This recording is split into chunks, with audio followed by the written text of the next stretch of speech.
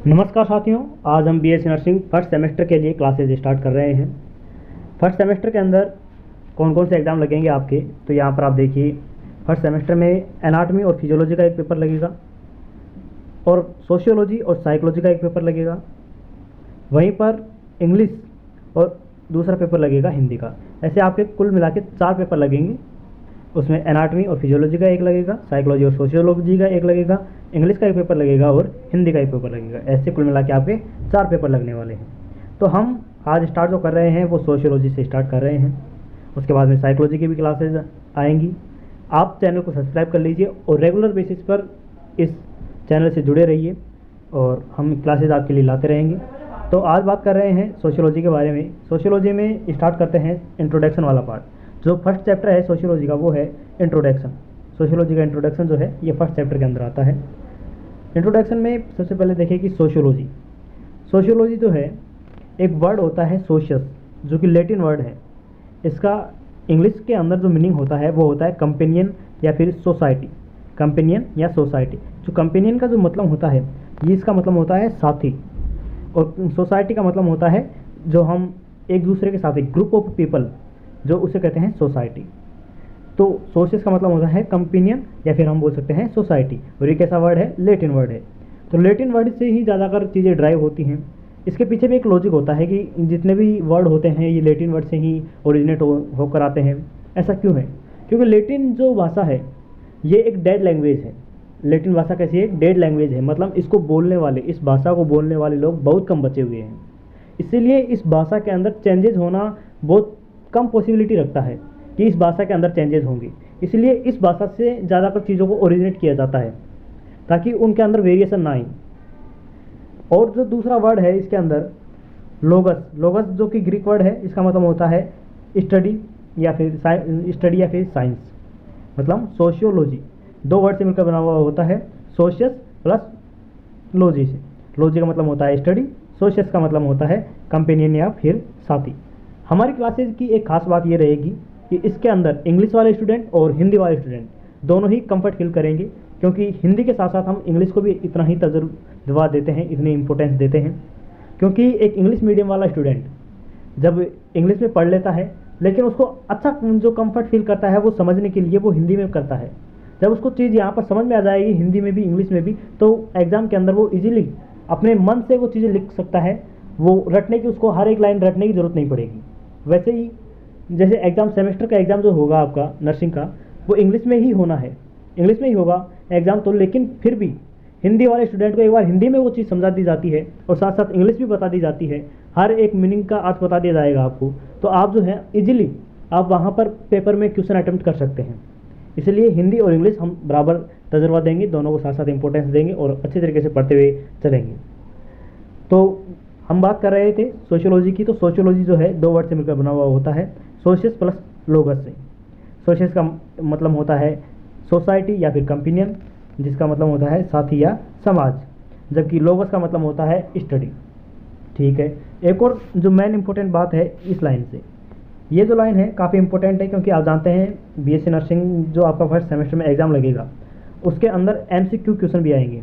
MCQ question के अंदर ये वाला क्वेश्चन पूछे जाने की बहुत ज़्यादा पॉसिबिलिटी रहेगी कि अगस्त्य कॉमेट जो है फादर ऑफ सोशियोलॉजी, उसके अंदर क्वेश्चन ऐसे आ सकता है कि फादर ऑफ सोशियोलॉजी कैसे कहते हैं। तो अगस्त्य कॉमेट को फादर ऑफ सोशियोलॉजी कहते हैं और उन्होंने सोशियोलॉजी वर्ड जो है 1839 के अंदर 1839 के अंदर इन्होंने सोशियोलॉजी वर्ड को दिया था। ठीक है। तो ये काफ़ी इंपॉर्टेंट लाइन है, आप इसे नोटिस करके रखिएगा। अब बात करते हैं सोशियोलॉजी में कि sociology is the systematic study of social event, social organisation, social behaviour and human groups. Sociology क्या है? सोशियोलॉजी एक सिस्टमेटिक स्टडी है सोशल इवेंट्स का, सोशल ऑर्गेनाइजेशन का, सोशल बिहेवियर का, ह्यूमन ग्रुप्स का। इनका एक क्या है? सिस्टमेटिक स्टडी है। इसके अंदर सोशल इवेंट्स क्या क्या हो सकते हैं? सोशल इवेंट्स हो सकते हैं, हिंदू धर्म के अंदर सोशल इवेंट्स कितने होते हैं, जैसे होली, दिवाली, ये ऐसे त्यौहार होते हैं। हमारे नेशनल इवेंट्स कौन कौन से होते हैं? ये 26 जनवरी, 15 अगस्त, ये सोशल इवेंट्स हैं जो हम पूरी सोसाइटी मिलकर एज ए सोसाइटी हम उसको सेलिब्रेट करते हैं। सोशल ऑर्गेनाइजेशन, पार्टी हुई, जैसे पॉलिटिकल पार्टीज़ हो गई, दूसरी जो सोशल पार्टीज होती हैं जो किसी एक मुद्दे पर काम करती हैं, वो वाली पार्टीज हो गई। सोशल ऑर्गेनाइजेशन, सोशल बिहेवियर कि हम बाहर वाले लोगों के साथ कैसा बिहेव करते हैं, सोसाइटी में हम किस प्रकार से रेस्पॉन्स करते हैं, कितनी हमारी भागीदारी होती है सोसाइटी के अंदर। तो उन सब का एक सिस्टमेटिक स्टडी जो होती है उसको हम सोशियोलॉजी के अंदर कंसिडर करते हैं। ये क्या है? सोशियोलॉजी है। एक तरीके से आप देख सकते हैं कि सोशियोलॉजी जो है हमारे आसपास के एनवायरनमेंट की स्टडी है। मतलब कि जो हम आसपास में सोसाइटी में, हम एक ह्यूमन है, इंसान है हम, तो एक सोसाइटी के अंदर रहते हैं। तो सोसाइटी में रहते हैं तो सोसाइटी के साथ जितने भी कनेक्शन हम रिलेट करते हैं, कनेक्शन बैठाते हैं, उनसे अपन कनेक्टिविटी फील करते हैं, उनसे हम कैसे रेस्पॉन्स कर रहे हैं, किन से कैसा, मतलब एक अजनबी आदमी आता है उसके साथ कैसा रेस्पॉन्स करते हैं, हमारे अपनों के साथ कैसे हम रिलेशन मेंटेन करते हैं, तो वो सोशियोलॉजी के अंदर कंसिडर किया जाता है। और यहाँ पर नर्सिंग के अंदर सोशियोलॉजी पढ़ना क्यों इंपॉर्टेंट हो? देखो ये इसलिए भी इम्पोर्टेंट है क्योंकि अपना जो काम है वो ऐसा काम नहीं है कि ऑफिस के अंदर बैठकर करने वाला काम है।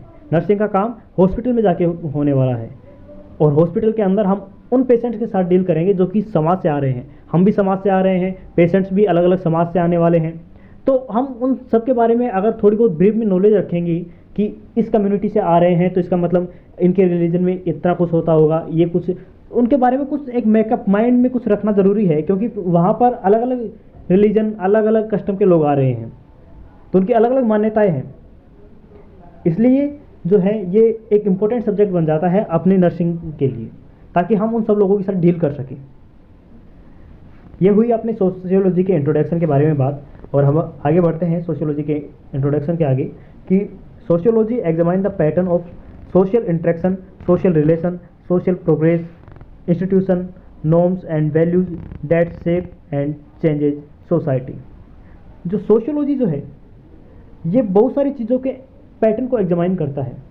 जैसे अपन अब जब पढ़ रहे हैं सोशियोलॉजी, ये सोशियोलॉजी जब किसी ने बनाया होगा, सोशियोलॉजी के लिए जब कोई एक साइंटिस्ट जाके कोई भी स्टडी करता है तो वो ऐसे नहीं कि एक लैब के अंदर स्टडी करता है, वो समाज के अंदर जाता है, भीड़ भाड़ वाली जगहों पर जाता है, ऐसे बड़े बड़े ऑर्गेनाइजेशंस में जाता है जहाँ पर वो लोगों को ऑब्जर्व कर सकता है, लोगों को देख सकता है कि लोग कैसे बिहेव करते हैं। वहाँ पर ये सोशियोलॉजी जो है, सोशियोलॉजी एग्जामाइन करता है लोगों को। इंस्टीट्यूट के अंदर सोशल रिलेशनशिप कैसे मेंटेन कर रहे हैं अपन लोग, सोशल प्रोग्रेस क्या है अपनी, उन सबको एग्जामाइन करता है ये सोशियोलॉजी। समाजशास्त्र सामाजिक अंतरक्रियाओं, सामाजिक संबंधों, सामाजिक प्रक्रियाओं के पैटर्न की जांच करता है, उनको एग्जामाइन करता है, उनको देखता है, उनको परखता है। Overall sociology is concern with human relation and social institute. ये बात जो मैं शुरू से बोल रहा हूँ आपके लिए, ये सबसे ज़्यादा इंपॉर्टेंट है। अगर आप सोशियोलॉजी के लिए एक वर्ड लेकर जाना चाहते हैं कि सोशियोलॉजी है क्या, कुल मिला के आप ये बता दीजिए कि सोशियोलॉजी है क्या, तो समग्र रूप से समाजशास्त्र का संबंध मानवीय संबंधों और सामाजिक संस्थानों से है। सामाजिक संस्थान कौन कौन से हैं? सामाजिक संस्थान के अंदर आपके मंदिर भी आ गए, मस्जिद भी आ गई आपकी, सामाजिक संस्थान के अंदर आपके पॉलिटिकल पार्टीज भी आ गई, और दूसरे ऑर्गेनाइजेशन जो कि समाज के भलाई के लिए काम कर रहे हैं वो सब आ गई। ये कौन से हो गए? सोशल इंस्टीट्यूट हो गई।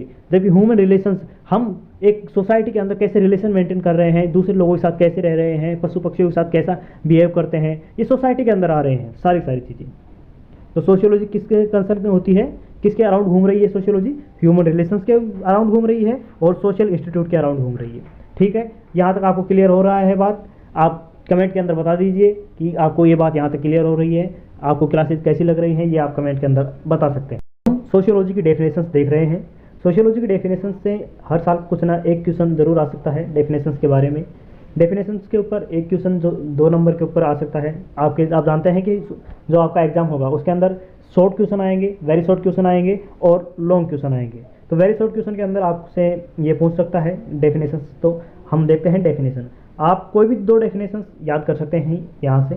तो डेफिनेशंस में देखिए, सबसे पहले जो एच.पी. फेयरचाइल्ड है, एच.पी. फेयरचाइल्ड एक साइंटिस्ट का नाम है। इन्होंने एक अपनी डेफिनेशन दी है। अलग अलग साइंटिस्ट ने अपनी अपनी डेफिनेशन दी है। जो आपको सूटेबल डेफिनेशन लगती है, अच्छी डेफिनेशन लग रही है, उसको आप याद कर लीजिए एग्जाम के लिए। ठीक है, तो फेयरचाइल्ड क्या कहते हैं कि sociology is the study of relationship between man and human environment. इन्होंने साफ सा कहा है कि मैन और ह्यूमन एनवायरनमेंट के बीच में रिलेशनशिप है। सोशियोलॉजी क्या है? सोशियोलॉजी कुछ नहीं है, सोशियोलॉजी मैन और ह्यूमन एनवायरनमेंट के बीच की रिलेशनशिप है। देखो, हम जैसे ये एक हम हैं और हमारे आसपास में बहुत सारे इंसान भी हैं, पेड़ पौधे भी हैं, यहाँ पर गाय बिल्ली कुत्ते घोड़े ये बाकी सब जीव जंतु भी हैं, वैसे ही पत्थर भी हैं। तो ये सारे हमारा एनवायरनमेंट बनाते हैं। हमको छोड़कर हमारे आसपास जो भी कुछ है वो सब हमारा एनवायरनमेंट है। और हम अपने एनवायरनमेंट के साथ जो रिलेशन मेंटेन करते हैं, पेड़ से हम फल तोड़कर खा रहे हैं, एक गाय से हम दूध पी रहे हैं, पत्थर का हम यूज कर रहे हैं किसी भी काम में, तो ऐसे आप मान लीजिए कि उनके साथ हम ये रिलेशन बना रहे हैं, ये रिलेशनशिप मेंटेन है हमारा उनसे। तो ये क्या है? सोशियोलॉजी है। ये जो आप डेफिनेशन है फेयरचाइल्ड की, ये आपको काफ़ी इजी लगेगी और बहुत जल्दी याद हो जाएगी कि ये क्या है। रिलेशनशिप की स्टडी है जो कि मैन और ह्यूमन एनवायरनमेंट के बीच की रिलेशनशिप को बताती है। ठीक है, sociology is the study of relationship between man and human environment. इसको हिंदी में देखें कि HP फेयरचाइल्ड क्या कहते हैं, समाजशास्त्र जो है मनुष्य और मानव पर्यावरण के बीच के संबंधों का अध्ययन है। ठीक है, ये फेयरचाइल्ड के द्वारा कही गई बात है। अब आगे बढ़ते हैं, जो कि किम्बोल यंग क्या कहते हैं। किम्बोल यंग अनदर साइंटिस्ट, इन्होंने भी अपने एक डेफिनेशन दी है सोशियोलॉजी के लिए कि sociology deals with behaviour of humans in group. इन्होंने क्या कहा है कि सोशियोलॉजी जो है वो ह्यूमन के बिहेवियर को डील करती है, ह्यूमन के बिहेवियर के बारे में बात करती है। सोशियोलॉजी किसके बारे में बात करती है? ह्यूमन के बिहेवियर के बारे में बात करती है कि ह्यूमन जो है हम इंसान बिहेवियर कैसे करते हैं एक ग्रुप के अंदर, जहाँ पर बहुत सारे लोग होते हैं, सोसाइटी होती है, जहाँ कोई अपना होता है कोई पराया होता है, वहाँ पर हम कैसे बिहेवियर करते हैं, कैसे बिहेव करते हैं लोगों के साथ, वो स्टडी जो है सोशियोलॉजी के अंदर की जाती है। ये किम्बोल यंग ने कहा है। ये एक अनदर साइंटिस्ट, इन्होंने एक अनदर डेफिनेशन दी है अपने हिसाब से। आगे दूसरी डेफिनेशन देखें ओगबम की। ओगबम की जो डेफिनेशन है, इन्होंने कहा है कि society is concerned with the study of social life and its relationship to the factor of culture, natural environment, heredity and group. Basically HP Fairchild ने जो बात कही थी उसी को ये लोग डिस्क्राइब कर करके उसको बहुत बड़ा चढ़ा कर बोल रहे हैं। देखो, जहाँ पर हम एनवायरनमेंट के बारे में बात कर लेते हैं कि ह्यूमन एनवायरनमेंट के साथ रिलेशन की बात हो रही है, अब ह्यूमन एनवायरनमेंट में सब कुछ आ गया, कल्चर भी आ गया, फैक्टर्स भी आ गए, नेचुरल एनवायरनमेंट भी आ गया, आपकी हेरिडिटी। हेरिडिटी क्या होती है? पेरेंट्स से और बच्चों के अंदर किसी कैरेक्टर का जाना। जैसे हमारे बाल जो हैं ब्लैक बाल हैं, ये ब्लैक बाल जो है अपने, ये जो हेरिडिटी है, ये कैरेक्टर जो है ये अपने पेरेंट्स से हम अपने पास आए हैं, तो ये हेरिडिटी होती है। ठीक है, इन सब की स्टडी जो ओगबम थे इन्होंने बताया कि सोशियोलॉजी जो है वो सोशल लाइफ और रिलेशनशिप जो कि किस फैक्टर से, नेचुरल एनवायरनमेंट और कल्चर के फैक्टर, इन सब के बीच में कंसर्न होती है। इनकी स्टडी को क्या कहते हैं? सोशियोलॉजी कहते हैं। ये ओगबम ने बताया था। ठीक है, ओगबम क्या बोल रहे हैं कि समाजशास्त्र सामाजिक जीवन उनके कारकों के संबंधों के अध्ययन से संबंधित है। संस्कृति, प्राकृतिक वातावरण, आनुवंशिकता और समूहन, ये सब क्या है? ओगबम ने ये डेफिनेशन दी है। तो आपको अच्छी लगे तो आप इसको याद कर सकते हैं, लेकिन मेरे हिसाब से जो HP फेयरचाइल्ड और किंगबोल की आप डेफिनेशन याद करेंगे तो ज़्यादा अच्छा रहेगा। ये जो जितने भी अपन नोट्स से पढ़ा रहे हैं, नोट्स से आप पढ़ रहे हैं, ये नोट्स आपको अपने टेलीग्राम चैनल पर मिल जाएंगे। अपना टेलीग्राम के चैनल की लिंक जो है मैं डिस्क्रिप्शन में दे दूंगा, और आप टेलीग्राम पर जाके भी सीधा भी सर्च कर सकते हैं BITES बायोबाइट्स 07। जब आप सर्च करेंगे तो आपको अपना चैनल मिल जाएगा, उस चैनल को आप सब्सक्राइब कर लीजिएगा, और यूट्यूब चैनल को सब्सक्राइब कर लीजिए, और वहाँ से नोट्स आप ले लीजिएगा। एक बार दोबारा से इसको रिवाइज कर लेंगे तो आपके लिए जो सेमेस्टर तक का जो काम चल जाएगा बहुत अच्छी तरीके से, आप अच्छे मार्क्स को अचीव कर लेंगे। अब आगे बढ़ते हैं, जो लास्ट डेफिनेशन है वो है लेटर वर्ड की। लेटर वर्ड की डेफिनेशन इन्होंने दी है, छोटी सी डेफिनेशन है, इसको देख लेते हैं। Sociology is the science of society over social phenomena. Social phenomena मतलब जितने भी समाज के अंदर कार्यक्रम होते हैं, जितनी घटनाएं घटती हैं, वो वाली सोशल फिनोमिना। और साइंस किसकी है? सोसाइटी की साइंस है। Sociology the science of society and social phenomena. ये हमने यहाँ पर बात कर ली है सोशियोलॉजी की डेफिनेशंस के बारे में। अगर आप मेरी बात माने तो सोशियोलॉजी की डेफिनेशंस के अंदर आप कौन कौन सी डेफिनेशन याद कर सकते हैं? HP फेयरचाइल्ड की और किम्बोल यंग की। ये दोनों की दोनों डेफिनेशन आप याद कर लीजिए, आपका काम चल जाएगा। ठीक है, अब आगे बात करते हैं हम कि scope of sociology. Scope of sociology, sociology का स्कोप क्या क्या है? तो सोशियोलॉजी के स्कोप के बारे में मैं बता दूं आपको कि यहाँ पर 2 स्कूल्स के बारे में बात की गई है। एक है फॉर्मलिस्टिक स्कूल और दूसरी है सिंथेटिक स्कूल।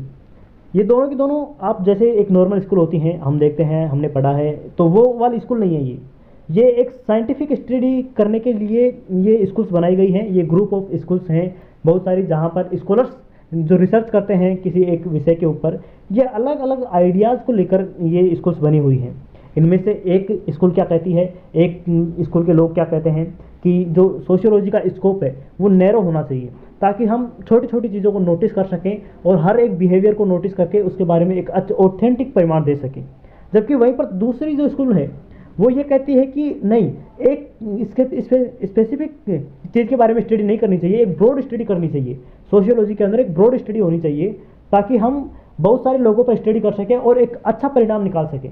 देखिए, जब आप एक इंसान पर कुछ स्टडी करते हैं, एक इंसान की आदत को नोटिस करते हैं, तो वो हर एक इंसान के ऊपर लागू नहीं की जा सकती। लेकिन आप बहुत सारे लोगों पर, 1000-2000 लोगों पर स्टडी करते हैं और वो एक आदत हर एक इंसान के अंदर नोटिस करते हैं कि ये इंसान ऐसा ही करते हैं, तो आप ये जो है आप हर एक इंसान के बारे में सोच सकते हैं। नॉर्मली कह सकते हैं कि इंसान की प्रवृत्ति होती है कि इंसान ऐसा ही करता है।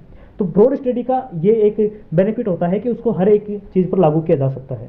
ठीक है, तो ये अपने अपने मत होते हैं। देखिए, सोशियोलॉजी का स्कोप के बारे में हम बात करें कि the scope of sociology reference to its subject matter of area of study. किस के ऊपर? सब्जेक्ट मैटर, कि सब्जेक्ट के अंदर क्या क्या होना चाहिए।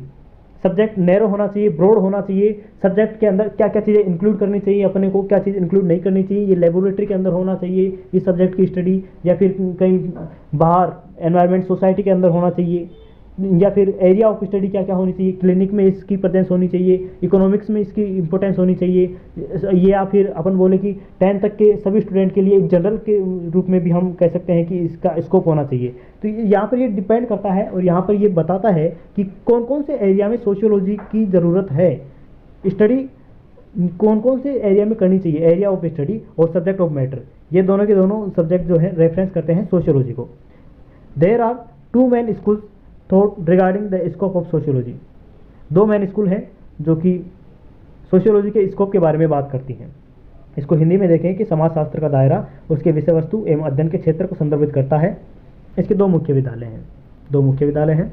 इनके बारे में बात करेंगे, 2 मुख्य विद्यालय कौन कौन से हैं। एक है इस पहले कौन सा है, फॉर्मलिस्टिक्स या बोले स्पेशलिस्टिक्स। ठीक है, जो ये फॉर्मलिस्टिक्स है ये क्या कहता है कि supporters of this school believe that sociology should be focus on specific aspect of society and social behaviour. जो इस स्कूल के मानने वाले लोग हैं, इस स्कूल में जो बिलीव करते हैं, उन लोगों का मानना है कि सोशियोलॉजी में के अंदर जो है एक स्पेसिफिक एस्पेक्ट के ऊपर फोकस करना चाहिए, एक नैरो ब्रॉड स्कोप लेना चाहिए, एक नैरो चीज़ के ऊपर फोकस करनी चाहिए अपने को।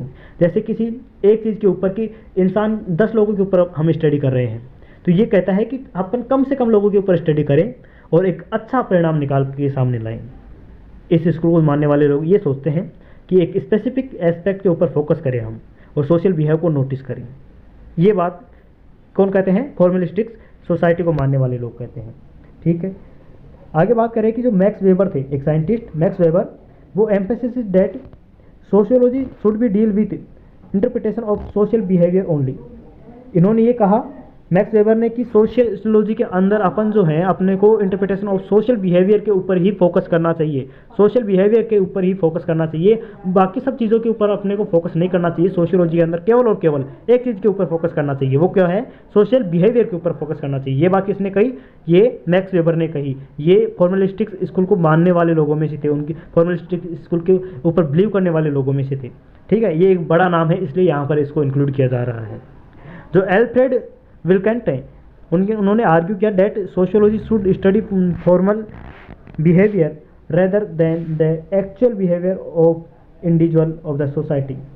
हर एक लोगों की स्टडी करना मुमकिन नहीं होता है। अब ऐसा नहीं है कि हम सोशियोलॉजी पढ़ रहे हैं तो हम हर एक इंसान के बारे में बता सकते हैं, उसकी स्टडी के बारे में, उसका बिहेवियर कैसा रहेगा, ये सब हम हर एक के बारे में नहीं बता सकते। लेकिन ये फॉर्मल रूप से, अगर आपने सोशियोलॉजी को बहुत अच्छी तरीके से पढ़ लिया है तो हम क्या है कि एक फॉर्मल रूप से बता सकते हैं कि ये इंसान की आदत होती है, ऐसी इंसान की आदत होती है और इंसान ऐसा ही करता है। ये बात किसने बताई? एल्फ्रेड ने बताई। इसको आप हिंदी में देखें, हिंदी में क्या कहते हैं कि इस स्कूल के समर्थकों का मानना है कि समाजशास्त्र को विनम्रता और सामाजिक व्यवहार के विशिष्ट पहलुओं पर ध्यान केंद्रित करना चाहिए। देखिए, जो हिंदी यहाँ पर मैं आप सबके सामने लेकर आ रहा हूँ, ये अपने गूगल से ट्रांसलेट करके लेकर आई हुई है। तो इसके अंदर मैं जो बता रहा हूँ भाव में, वो इंग्लिश के अंदर भाव कुछ और होता है और जो गूगल होता है वो भाव तो समझता नहीं है, तो वो ऐसे कैसे हिंदी करके दे देता है लेकिन उसका भाव नहीं समझ पाता। तो आप, मैं जो बोल रहा हूँ उसके भाव को समझने की कोशिश कीजिएगा। आप हिंदी के पीछे ज़्यादा मत भागिएगा कि हिंदी में कुछ ऐसा लिखा हुआ है, आप कुछ ऐसा बोल रहे हैं, उसके पीछे मत भागिएगा बिल्कुल भी, क्योंकि हिंदी ट्रांसलेट की हुई है। और मैक्स वेबर ने इस बात पर जोर दिया कि समाजशास्त्र को सामाजिक व्यवहार के व्याख्यान को निपटाना चाहिए, समाजशास्त्र के ऊपर ही बात करनी चाहिए, बिहेवियर के बारे में बात करनी चाहिए, ये मैक्स वेबर ने कहा था। आपको यहाँ से दो बात को याद रखना है कि फॉर्मलिस्टिक स्कूल जो है एक नैरो एस्पेक्ट के ऊपर बात करती है, एक स्पेसिफिक एस्पेक्ट के ऊपर बात करती है, और इसके एक समर्थक हैं मैक्स वेबर। इन्होंने कहा है कि जो अपने को सोशियोलॉजी है उसके अंदर सिर्फ और सिर्फ व्यवहार के ऊपर ही अपने को स्टडी पर फोकस करना चाहिए।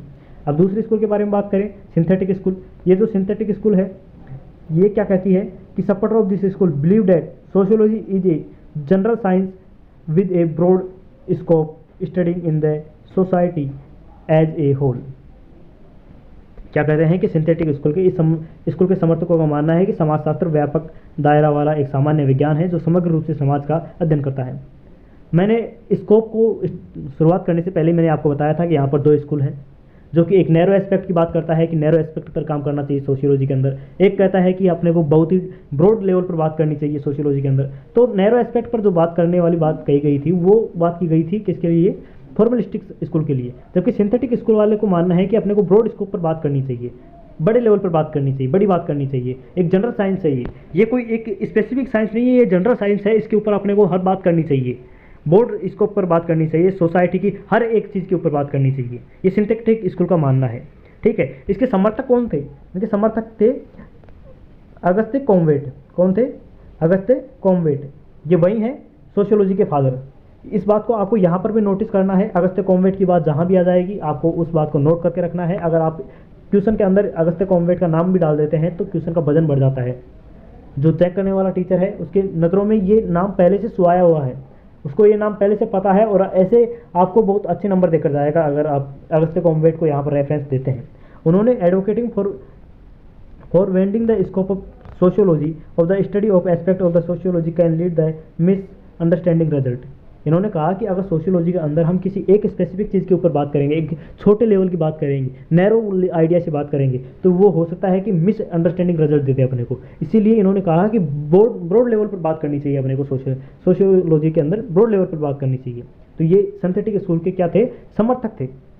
अगस्त्य कॉम्वेट ने समाजशास्त्र के दायरे को व्यापक बनाने की वकालत की, क्योंकि समाज के एक पहलू का अध्ययन करने से भ्रामक परिणाम मिल सकते हैं। ठीक है, तो ये कौन कौन सी थी? सिंथेटिक स्कूल और फॉर्मलिस्टिक स्कूल। इन दोनों के बारे में हमने बात कर ली है। फॉर्मलिस्टिक कहता है कि नैरो एस्पेक्ट पर हमें बात करनी चाहिए, और इसके समर्थक कौन थे? मैक्स वेबर थे। इन्होंने कहा था कि अपने को सोशियोलॉजी के अंदर केवल और केवल बिहेवियर की स्टडी करनी चाहिए। वहीं दूसरी तरफ सिंथेटिक स्कूल ने कहा कि अपने को ब्रॉड लेवल पर बात करनी चाहिए सोशियोलॉजी के अंदर, और इसके वकालत करने के लिए कौन आ गए थे? अगस्त्य कॉम्वेट। अगस्त्य कॉम्वेट वही हैं सोशियोलॉजी के फादर। इन्होंने सोशियोलॉजी वर्ड भी इन्होंने दिया था, तो ये सोशियोलॉजी के फादर हैं अगस्त्य कॉम्वेट। इन्होंने बताया कि अगर आप किसी नैरो एस्पेक्ट से बात करेंगे सोशियोलॉजी के ऊपर तो ये समाज के अंदर मिसलीडिंग रिजल्ट लेकर आएगा। अब आगे बात करते हैं कि ब्रांचेज ऑफ सोशियोलॉजी। सोशियोलॉजी की ब्रांचेज क्या क्या हो सकती हैं? सोशियोलॉजी की ब्रांचेज के अंदर हम बात करें सोशल मॉर्फोलॉजी। सोशल मॉर्फोलॉजी, सबसे पहले बात करें कि मॉर्फोलॉजी क्या होती है।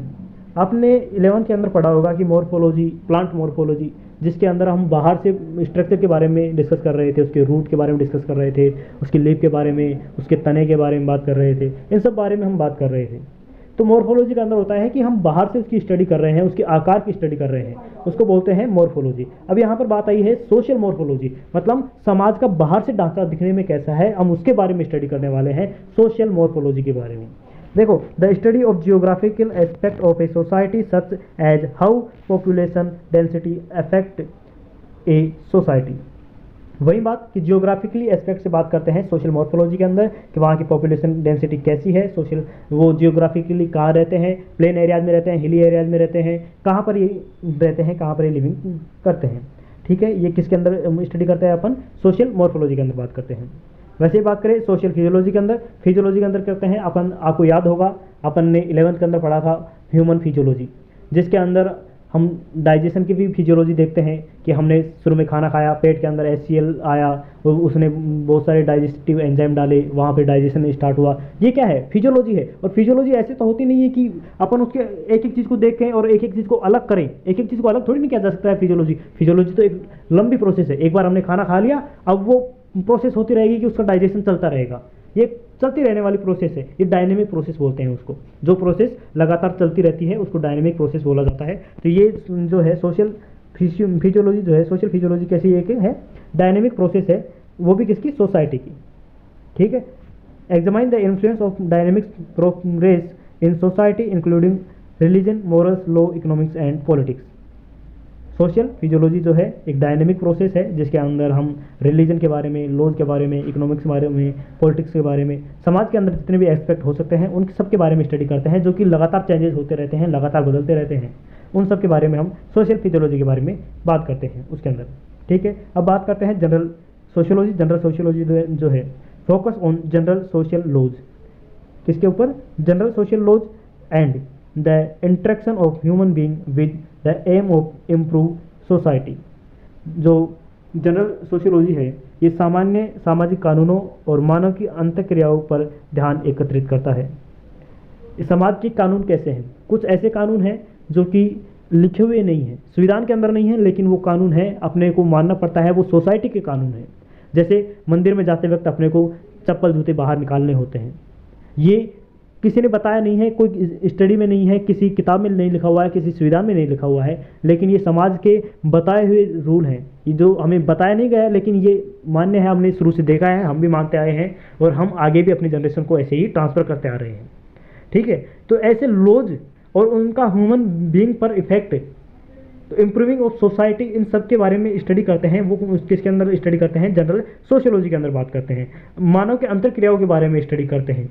समाज के अंदर कि एक इंसान दूसरे इंसान के साथ कैसे बिहेव करता है, एक रिलीजन वाले दूसरे रिलीजन के साथ कैसे बिहेव करते हैं, एक कम्युनिटी दूसरी कम्युनिटी के साथ कैसे बिहेव करती है, इन सब के बारे में, जो इंसान एक दूसरे में कैसे क्या फील करता है, कैसे क्या इंटरेक्शन करता है, कैसा बिहेवियर शो करता है, इस सब के बारे में हम किसके अंदर स्टडी करते हैं? जनरल सोशियोलॉजी के अंदर वो स्टडी करते हैं। मेनली 3 शाखाओं के अंदर डिवाइड किया गया है इसको अंदर। सोशियोलॉजी को 3 शाखाओं के अंदर डिवाइड किया गया है। General sociology, socio physiology, socio morphology. इन सब के बारे में हमने बात कर ली है।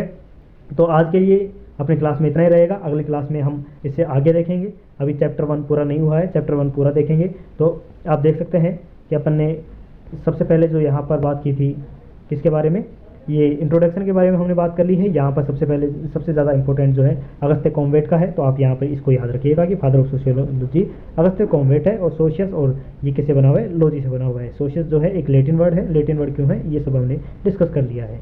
इसके आगे ये वाली बात आपको याद रखनी है कि sociology overall concern with the human relation and social institute. ठीक है। इसके आगे हम डेफिनेशन देखा है। डेफिनेशन में आप ये वाली 2 डेफिनेशन आप याद कर सकते हैं। इसके आगे हम बात करते हैं स्कोप के बारे में। स्कोप में हमने बात किया फॉर्मुलिस्टिक स्कूल, ये नैरो एस्पेक्ट पर बात करती है। इसका एक समर्थक के बारे में भी आप लिखेंगे। और एक है सिंथेटिक स्कूल, और सिंथेटिक स्कूल क्या कहती है, ये ब्रॉड स्कोप पर बात करती है। और सिंथेटिक स्कूल जो है इसको मानने वाले अगस्त्य कॉम्वेट, इन्होंने बताया कि ब्रॉड लेवल पर ही बात होनी चाहिए। इसके आगे हमने ब्रांचेज ऑफ सोशियोलॉजी देखी है। तीनों ब्रांचेज के बारे में हमने अच्छी तरीके से बात की है। थैंक यू आप सभी का कि आपने इस चैनल को इतना प्यार दे रहे हैं और आप इस क्लास में अब तक बने हुए, लास्ट तक बने हुए हैं, तो चैनल को सब्सक्राइब भी कर लीजिए, अपने दोस्तों तक शेयर कर दीजिए इस चैनल को। और आगे भी ये क्लासें आती रहेंगी, अल्टरनेट डेज पर आएंगी। जैसे आज ये क्लास आप तक पहुंच जाएगी, दूसरे दिन छोड़कर अगले दिन ये क्लास फिर दूसरे आपके पास आ जाएगी। तो अल्टरनेट डेज पर ये क्लासेज आपके तक पहुंच जाएंगी। आप इस चैनल को ऐसे ही प्यार देते रहिए और बने रहिए। थैंक यू, धन्यवाद।